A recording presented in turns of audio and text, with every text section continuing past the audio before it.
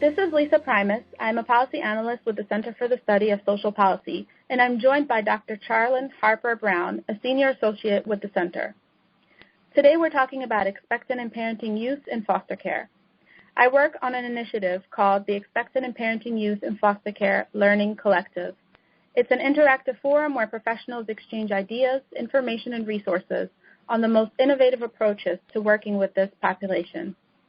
Our goal is to promote policies within child welfare systems that improve outcomes for these young families. You can join our learning collective, and we'll tell you how at the end of today's program. Dr. Harper Brown has just completed some important research. The research is on the developmental needs of expectant and parenting youth, and through it, the center is recommending 5 areas that are particularly important for child welfare agencies to address in their work with these young women and men. Welcome, Dr. Harper Brown. Thank you. Dr. Harper Brown, what is the importance of focusing on the developmental needs of young parents in foster care?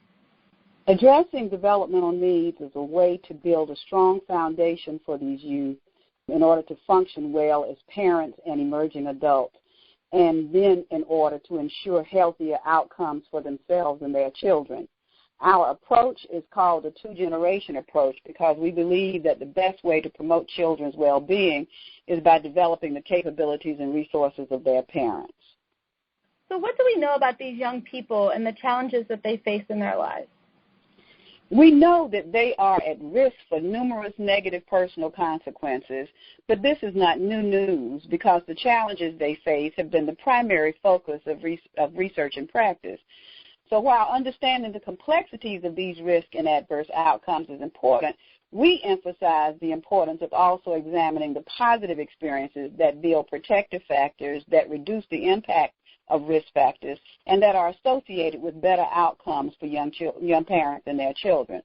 Similarly, we believe youth have unrealized resources and competencies that must be identified, mobilized, and appreciated, regardless of the adverse conditions they are experiencing.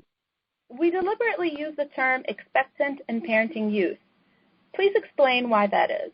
The designation expectant and parenting youth is used to underscore the importance of considering both adolescent fathers and mothers. Although we still have a lot to learn about young fathers' experiences and how to better serve them, we must acknowledge their important role in contributing to the health and well-being of their children. So let's talk about each of the developmental areas and what the research tells us we need to address when we work with these populations. We've divided the developmental needs into 5 areas. The first one is physical, sexual, and reproductive health and development. This refers to having the need to have an approachable, knowledgeable, non-judgmental adult with whom youth can freely discuss these kinds of issues, having access to and timely receipt of accurate medical, contraceptive, and reproductive health care and information. It also involves encouraging the youth to engage in healthy behaviors, in particular eating nutritious food and avoiding drug use. And then finally, this area focuses on being sexually responsible in order to delay subsequent pregnancies and prevent sexually transmitted infections. You also write about cognitive and emotional development. Can you explain what that means? This particular area refers to encouraging youth and helping them to have the motivation to seek medical, contraceptive, and reproductive health care and information, as well as the supports and services they need. They need to understand the impact of everyday stressors, the stressors related to parenting, and traumatic experiences that they may have, and then also building resilience despite adversity. Cognitive and emotional development also relates to helping youth to discover their own strengths, to use their own voice, and to gain a sense of control over their life. Identity development is the next area, and that's an important one for all youth. What did we learn about it in the context of expectant and parenting youth? We learned how important it is, first of all, for them to forge a satisfying personal identity as well as a parental identity, and in particular, to provide experiences for them that will enable them to feel like, quote-unquote, normal adolescents. Identity development also focuses on being able to envision and explore a positive future identity, and not just talk about it, but also make plans about the pathway to achieve a positive future identity. The next developmental area is social development. Could you talk with us a little bit about that? In this area, we focus on building and sustaining relationships with trustful and supportive family members, other adults, peers, and even the co-parent if it is safe and appropriate. Social development refers to being involved in social institutions and environments that are safe and stable and equitable. And social development also refers to having access and receiving comprehensive supports that focus on the dual needs of the young parents and their children. And we emphasize that these comprehensive supports should be guided by an understanding of adolescent development and a strength-based, trauma-informed approach to working with youth.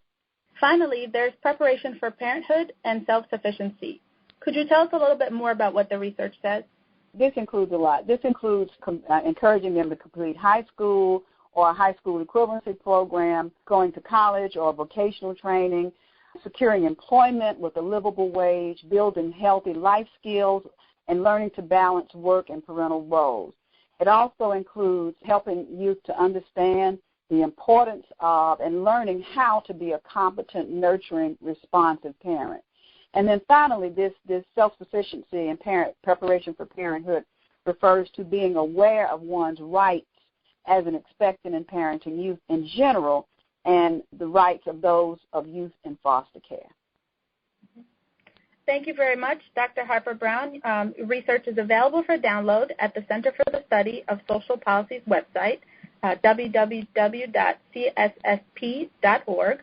The paper is called Expectant and Parenting Youth in Foster Care, Addressing Their Developmental Needs to Promote Healthy Parent and Child Outcomes. I'm curious, Dr. Harper Brown, what was the most surprising thing you learned as you conducted this research? Actually, I was surprised by two things. First of all, about how little emphasis there was on understanding that young parents are still adolescents or young adults who have unique needs, even though they may be parents. And then second, I was surprised about how little emphasis there is on helping youth identify and mobilize their strengths. What is the most important takeaway for child welfare practitioners, and what's the most important lesson learned for policymakers? I think the most important takeaway is that expectant and parenting youth in foster care can be more effectively supported in their transition to adulthood and parenthood when practitioners and policymakers are guided by their parallel developmental needs as adolescents, as parents, and as youth in or recently transitioned out of foster care. I couldn't agree more. Thanks again, Dr. Harper Brown.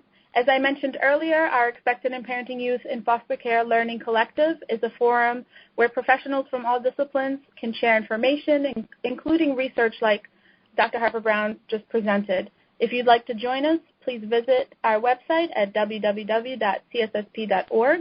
You can click on the Systems Reform and scroll down to Expectant and Parenting Youth in Foster Care. There you will find a link about joining our collective. I am Lisa Primus, and on behalf of the Center for the Study of Social Policy, I thank you for joining us.